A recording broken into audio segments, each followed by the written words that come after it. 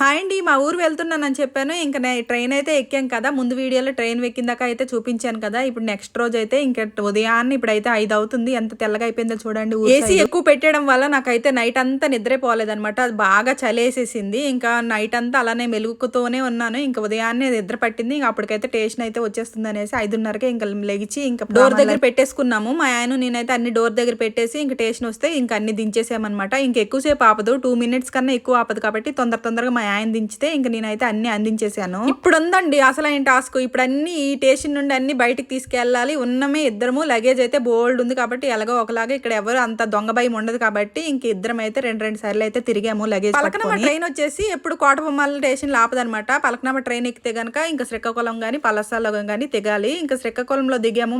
మాకైతే తెలిసిన వాళ్ళు ఎవరు లేరు కాబట్టి సామాన్లన్నీ బయటికి తీసుకొచ్చి ఇక్కడ ఆటో మాట్లాడుకొని ఇంకా ఈ ఊరైతే వెళ్ళిపోయాము. కోటబొమ్మాలి స్టేషన్ అనుకోండి 500 ఇస్తే మా ఊర్లో దించేస్తారు. మళ్ళీ తెలిసిన వాళ్ళు కూడా ఉంటారు కాబట్టి సామాన్లు కూడా మనకి స్టేషన్ లోపలికి వచ్చి హెల్ప్ చేసే ఉండే. శ్రీకాకుళం నుండి మా ఊరికి గంట అంటే 50 నిమిషాలు ఉంటుంది. కరెక్ట్ గా స్పీడ్ గా వెళ్తే ఒక 40-50 నిమిషాలు ఉంటుంది. లేదంటే గంట పడుతుంది.